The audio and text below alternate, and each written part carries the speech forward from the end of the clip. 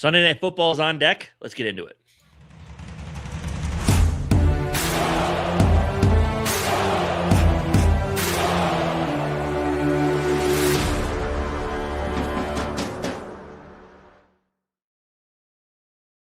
Happy Thursday, Vikings fans. One day closer to the weekend, one day closer to Sunday Night Football. Vikings, Cowboys. Vikings look to string 2 wins together for the first time this season, which is kind of strange to say.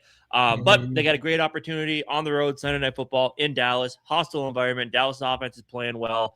Defense, not so much. This could be a good game for this offense to keep things moving, and for this defense to have a little bit of a stiffer test than they did last week against that Commanders team. Yeah, I mean, a lot to play for. I mean, in playoffs, we'll see. I mean, our playoff fate might be sealed by that game, but I do think that everyone's still pretty involved. Even listening to Justin Jefferson's press conference today, it sounds like he's still, same mindset of let's go and try to win a football game. So I don't know. I'm looking forward to this one. I'm just looking forward to see if this team can build off of what they started last week. Yeah, dude. And yeah, specifically, obviously, JJ McCarthy will talk about him more in this one, but obviously we're at a point in the season where we have 1%, 1%, I think 1% chance of making playoffs. And Zoe, I've seen it late since then, but Zoe came in here last show and kind of put it all out where we need the Bears to go 0-4. We need the Lions go 1-3 with their win being against the Bears. And then we need the Tampa Bay and Carolina to be like 9 wins, something like that. Obviously, most likely not going to happen. That's like the disappointing thing moving forward here. And that's why we've talked about last show that we are, it's definitely like, it's all about McCarthy. It's all about the, just the progression of him and seeing if he can stay consistent and come back now. AKA me personally, I want him to do well. And I think the best stat for people say winning's not a quarterback stat, but I think the quarterback is the biggest part of a team, I think, overall from a single player standpoint, AKA, we still want the Vikings to win games. And I'm not on the team of, and we talked about it last week or earlier this week, I'm not on the team of draft pick or whatever. You want JJ McCarthy, because the world where JJ McCarthy shows progression and does good and we don't win any football games doesn't really make tons of sense. So I think you're better off having him do really well, win football games, all that good stuff. So you do come in this Cowboys game, and as you come into this Cowboys game with a Viking team and all these games, the rest of these games, like actually coming out and trying to win. And even though it's bittersweet to me, I forgot what I was going to say. Fuck. Dang it. No, I don't even remember. I forget what I was going to say. Okay, anyway, while you think of that, a quick programming note, we are condensed show today, 30 minutes. We are going to be on Vocal Vikes channel at 7:30 Central, so make sure to go check us out over there if you want to see more of our faces talking Vikings football. But we'll still get through a full show tonight. I mean, a full amount of stuff in a condensed 30-minute period. Yeah, bittersweet to me was what I was going to say is being able to see like what the potential of this team should have been the final 5 weeks and knowing that it isn't going to get us anywhere. I think that part's going to be bittersweet, but but it's just with the way the season started, it's going to be, I think if they can find a way to win a couple games, it's a positive note going into the rest of the season, especially. Yeah, I mean, we'll kind of talk about it through our keys to victory, but a lot of good last week you can carry through the rest of the year, and you're going to have stiffer competition coming up as well that you're going to be able to really prove that you're progressing and not just beating up on a team like Washington. Right. So I mean, there's going to be a lot of opportunities for this team to keep proving that what we saw wasn't fluky and that they can actually do this consistently against better competition. And make a lot of sense moving into this offseason, like getting a better idea of what's going on in this offseason, going into next season and things like that. Like it's super pivotal as far as that goes. So it'll be interesting. Jefferson himself today said like now he's got to get to the point where JJ starts stringing these games together. Two good games in a row and not one good game. And then he even said himself, like you get back into, he gets back into that bad footwork and bad mechanics that we've been trying to fix all year long. Like, we just need to see him stack good performances on top of each other. Yeah. So hopefully we do see that. And we're going to dive into that a little bit more here, but shout out my guy SKOL Mafia in the building. Sup, GG, my brothers. What's going on, my guy? Roger, I see you, dude. Welcome in. Bob Sweet. And I think did you mention the vocal Vike thing? Yep. Yeah, okay. Yep. So just to say it one more time, 30 minutes. We're going 30 minutes. We'll be here. We'll be done here at whatever. Well, 8, 7, or 6. I guess 6 or 5. It's 8, 7. Where the hell you live? I don't know. Since we all live different places. And then at 7:30, 8:30 Eastern time, 7:30 Central, we will be on Vocal Vikes channel for a longer thing here. But we wanted to pop up on here and just kind of give our thoughts of this game before we go and do that. But yeah, any other initial thoughts before we kind of get into this? Oh yeah, heads up, by the way, I didn't do keys of victory graphics or anything, so we'll just run through these quick so you don't get like thrown off on the top here. Yeah, but initial thoughts wise, no, I think we kind of got everything we need to say. But JJ McCarthy, man, I mean, back to him. Everything, the rest of this season's all on him. Especially now, I mean, his seat feels even hotter with all these Joe Burrow rumors. Joe Burrow coming out, and I don't blame him.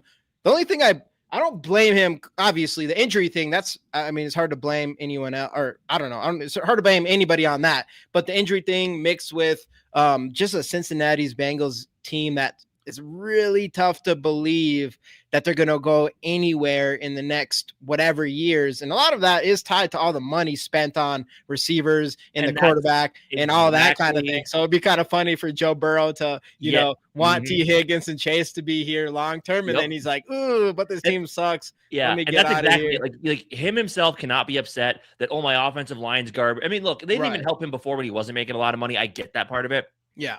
But it's exactly like you said. Like, he advocated, no, we need these guys on offense. I mean, they're going to make us a better offense. You're paying 2 wide receiver ones pretty much. I mean, Jamar Chase is making the most money per year for a wide receiver. I don't know what T. Higgins is making, but he's making a lot of money. So the reasons that, and then Joe Burrow, of course, is making the big contract. But like, the reasons that you're not able to sign offensive linemen or anybody on defense is because exactly that. So it's almost like Burrow, like. And maybe the drafting, developing could be an issue as well. But like Burrow, I don't know if he necessarily has a case to complain about it too much, because it's like, well, yeah, they can't really build a team around you because you were the one that advocated for keeping both receivers. So yeah, no, a third of their money is tied up in just 3 players. Yeah. And Joe Burrow too. It's like, if you really want this team taking the next step, you know, and that's how you're going to be about it, maybe you take a little less money. Like, I don't know, it's that type of thing. So it's like, I get where he's coming from, but at the same time, like, you were kind of the head man and advocating for getting these guys to resign here. And now you're getting, like, I don't know. Not to mention that he is. I see both ways, but it's with him. I'm just like, you know, you really can't complain too much. Right. And obviously, like, he's just kind of injury prone, which you can't really blame anyone else. It's hard to blame yourself or whatever. It's just a unlucky type of thing to have. But yeah, all that being said, Joe Burrow, obviously, as soon as that happens, the connection between him and Justin Jefferson, obviously KOC, and you know the amount of talent we have on this offense. I think it was Sports Illustrated, someone came out and said that the Vikings would be like the best landing spot for Joe Burrow. I doubt he's getting traded. Did you see the mock trade too? Well, yeah, I was gonna bring that up, and actually, I don't know if you have it by any chance. Otherwise, I think I can kind of remember it. Well, it was, so the one they had was, so we get Joe Burrow and you trade JJ McCarthy, Dallas Turner, and a first and a third in 2026 and 2027. First and a second 2027. Oh, was it first and a third 2026, first and a second 2027? Yeah. Yes, please. Oh man, I would do that in a heartbeat. So I would actually, funny enough, I would take away that second round pick.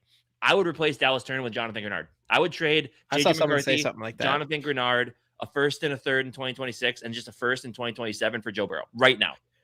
No questions asked. This is I have a couple things with this. One, obviously the trade deadline's over. The positive thing about that is that sounds great to me. Absolute best case scenario is that JJ McCarthy uses these last 5 weeks to change our minds on that to some extent, because the only thing with Joe Burrow, obviously the talent is he's one of the arguably the top 5 most talented quarterbacks in the NFL. And not really much of an argument there, but it's just an injury thing. The injury thing is what scares you, because obviously he's always getting injured. Their offensive line sucks. That could be part of it. But it's hard to pass up on that type of talent.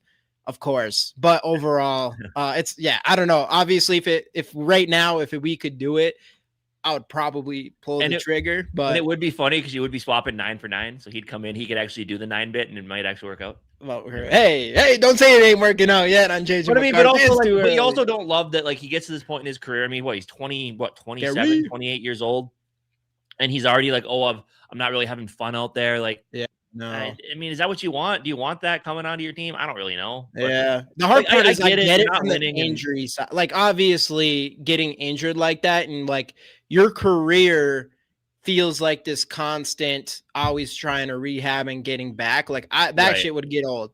Isn't that what? That's why Andrew Luck retired, right? Pretty much. And Andrew Luck is a very similar situation, right? It kind of really is. And that, like, if that team, they didn't really help him much offensive line wise. He kept getting hit, and he just got tired of the until he left, and then they had like an insane offensive line.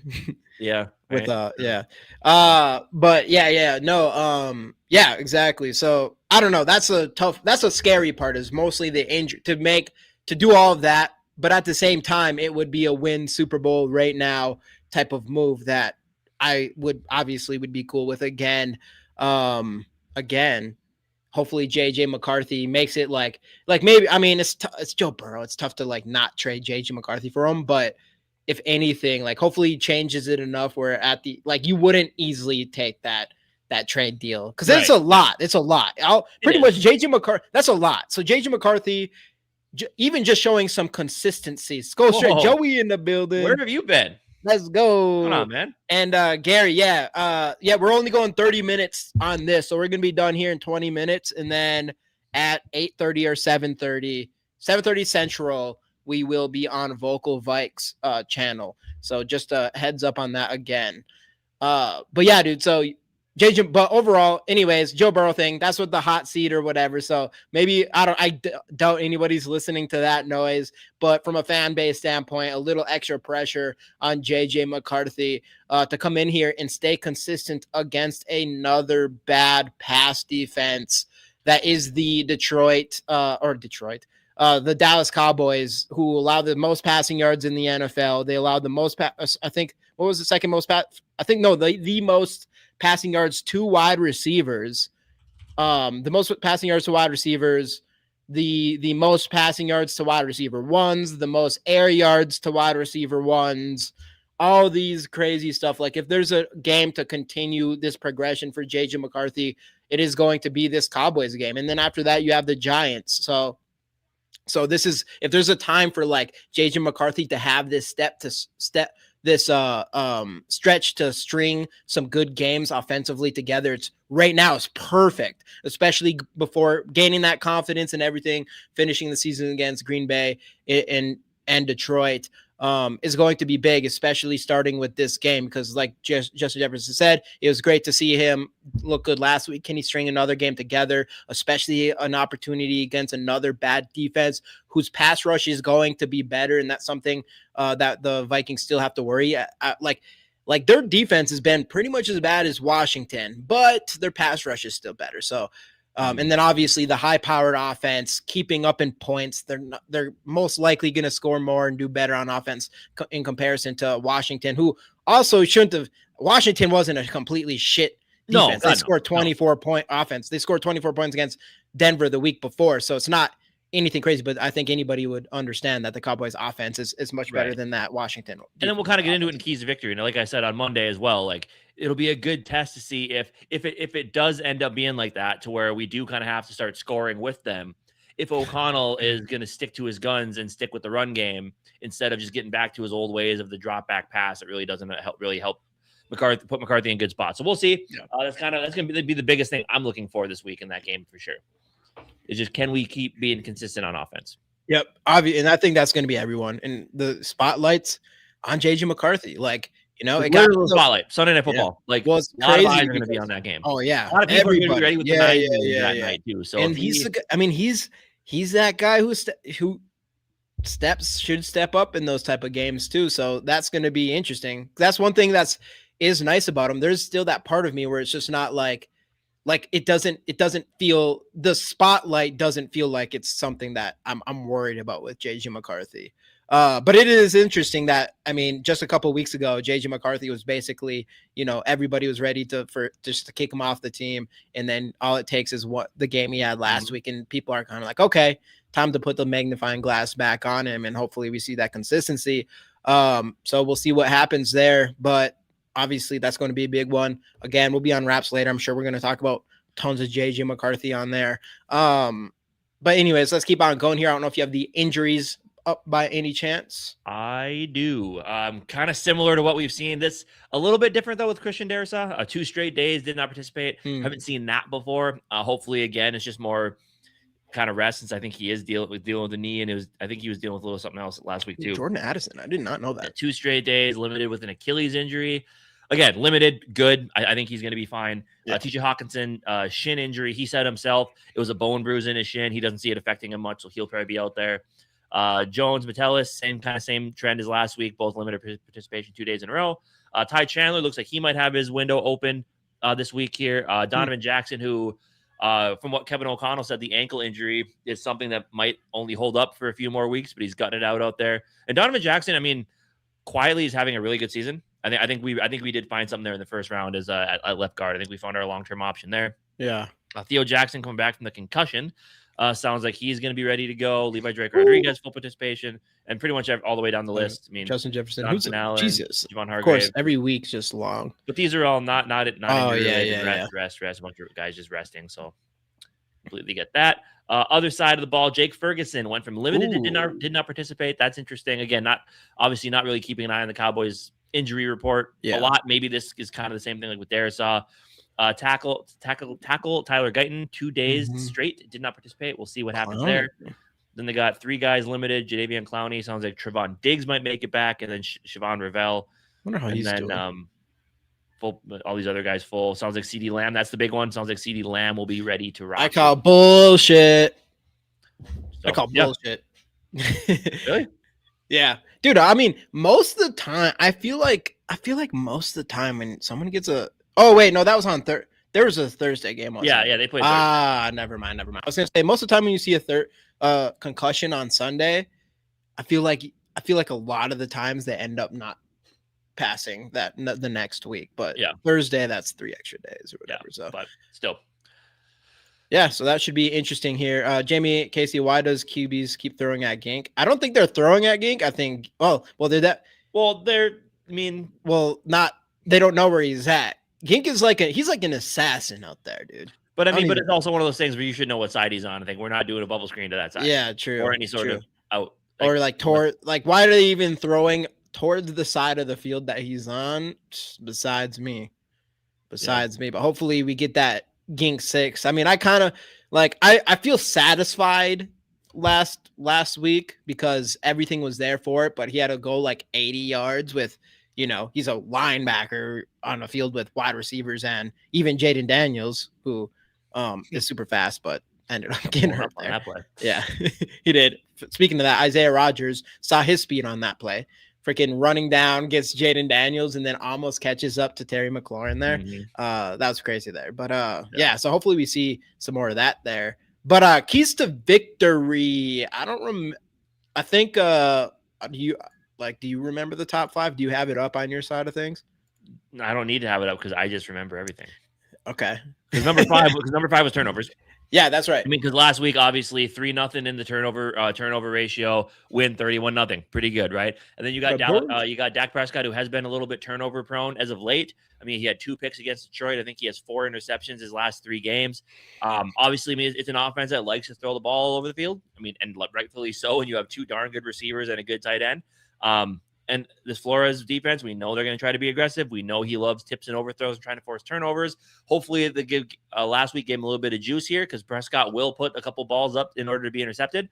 I think it's going to be big on the defense to force those turnovers, and then on offense, keep being safe with the ball, keep being consistent. But also, you are probably going to have to push the ball downfield a little bit more this game. But it's going to be up to JJ McCarthy just to make those good reads, good decisions that don't result in turnovers.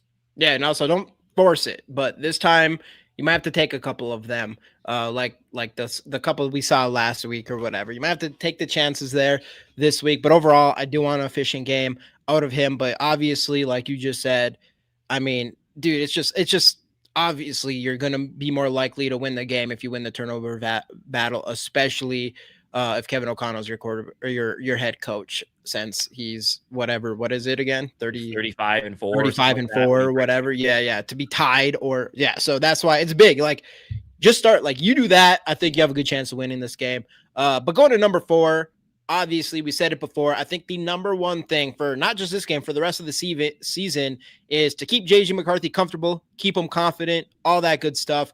That usually starts by keeping him protected.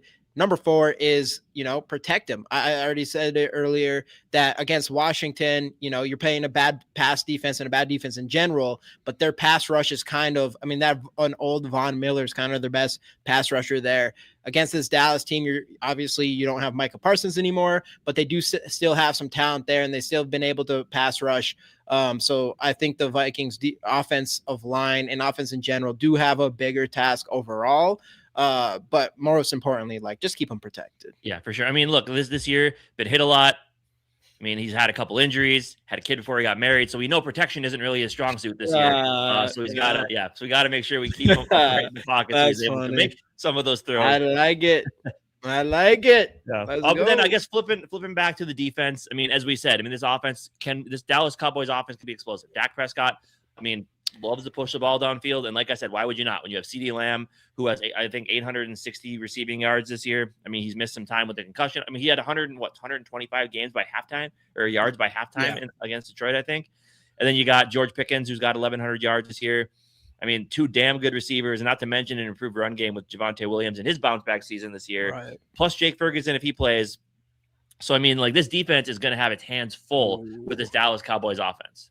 Yeah, and just answering this, I'm going to go over here.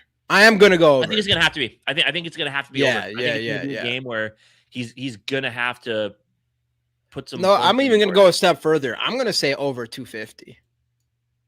I'm going to say over 250. Okay. Which would be his most, what was it, 254 he had in the 258, I think. 258. That's Ravens game? Yeah. Right? Yeah. But yeah, no, so that'd be nice to see a lot of yards from him. But everything you said, obviously, CeeDee Lamb, George Pickens, when he's not being a prima donna / actually trying. Hopefully we get last week's version of George Pickens this week.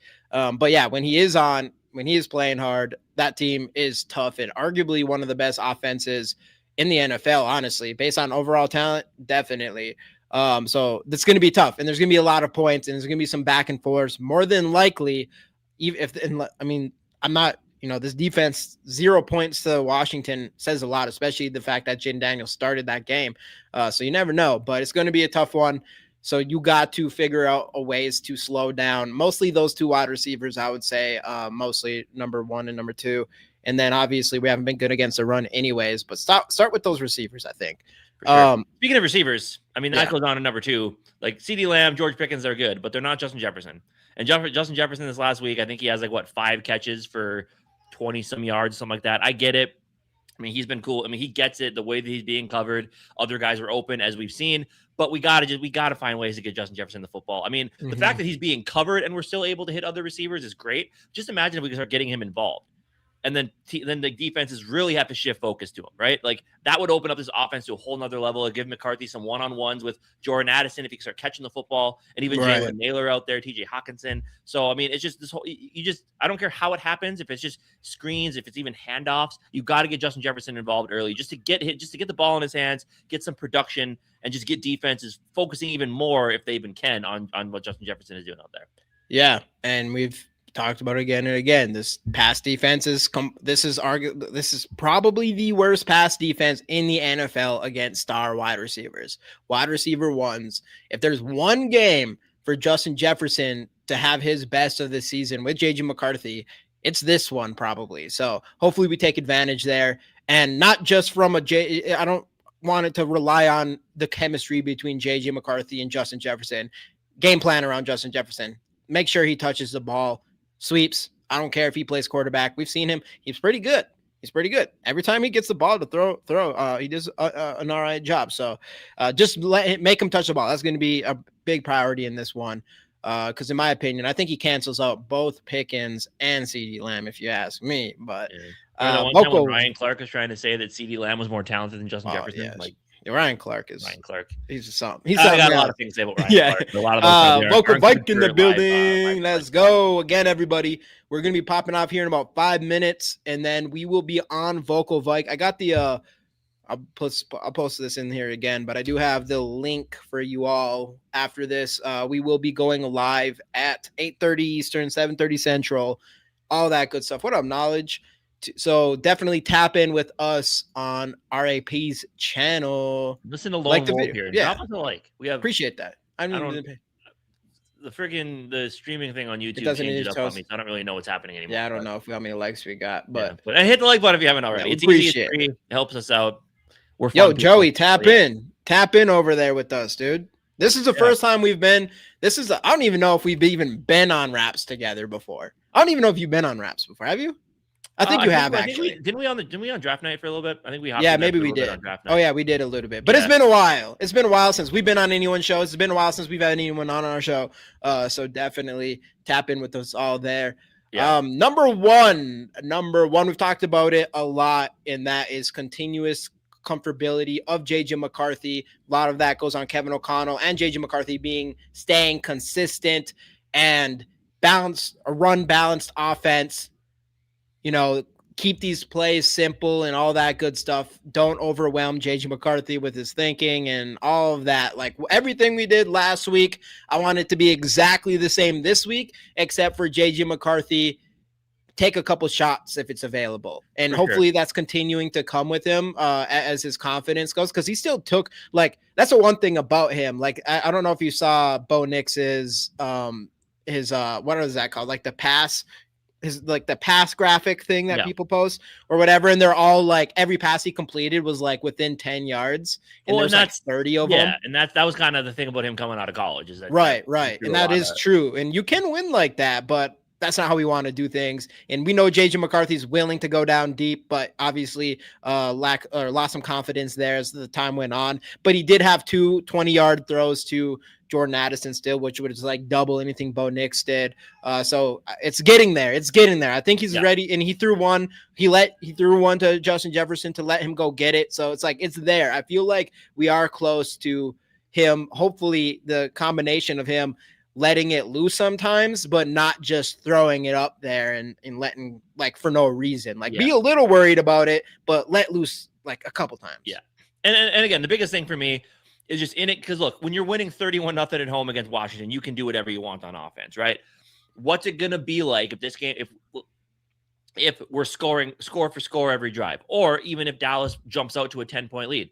Will Kevin O'Connell stick to his guns? Will he continue running the football? Will he continue just being efficient in the pass game? Or will he panic and get back into, we got to get the ball. We got to push the ball downfield and score quick. Really? That's the thing that I'm most intrigued to see. And again, everyone said, was Washington a fluke? Well, guess what? We're going to find out quickly because you have Sunday Night Football, bright lights in Dallas. And then eventually you're going to have home games against Green Bay and Detroit where they're both playing for something. So we'll find out soon enough if that Washington game was a fluke, because you're going to have a lot stiffer competition coming up, and there's going to be more reason in a lot of these games for O'Connell to kind of go back to thinking we got to score quicker than just being efficient and effective on offense. So I'm really curious to see what it's going to be like if we do fall down a touchdown or two this game. If O'Connell will be able to stick to that game plan and not get too pass happy, push the ball down the field. And if he can continue to just stay in that calm level of mind with McCarthy, where just go out, operate the play, hit the completions, and we'll push the ball downfield. So I'm watching for that. We're going to find out soon if that Washington game was a fluke or not. Yeah. Yeah, dude. 100%. Bold predictions here. What are we feeling? Got about a minute and a half left here. 2 minutes, whatever, a couple minutes. What are you thinking? Predictions. Let's start. Offense, defense, scores. What did I say? I think I said offense. And I do think O'Connell's going to stick to it. I think it's going to be effective. I do think Jordan Mason and Aaron Jones combined for 150 rushing yards on offense. Defense, I don't remember what I said for defense. Do you? Defense, what did you say for defense? Something was it because I think you had turnovers again. Yeah, pretty much. I don't remember what I said. It doesn't matter. Well, defense on my side of the ball is obviously last week I did say the turnover battle was my side of things. And then I've been saying Van Gink 6. I mean, I guess I'll just throw a Gink 6 out there again. I was satisfied what he did last week. That was still pretty good. But my bold prediction is that we match our turnovers caused on defense with 3 again this week. And then my offense is, I already talked about it. The Dallas Cowboys, arguably the worst team in the NFL. Maybe not much of an argument against wide receiver ones. Last week, I asked for 100 yards and a touchdown from Justin Jefferson. I missed that by like 90 yards and a touchdown. This week, I'm going to up it. I'm going to go 125 from Justin Jefferson and a touchdown in this one. Mine was defense. We were going to hold Javonte Williams under 75 rush yards, even though that would kill me in fantasy, and that's not great. But we're going to do it anyway because Vikings are more important than any fantasy football team. Final score prediction: shootout in Dallas, 31-30. Vikings come away with the win. Let's go. I think it's going to be another big game as well, but I got the Vikings winning 34-28. I don't know.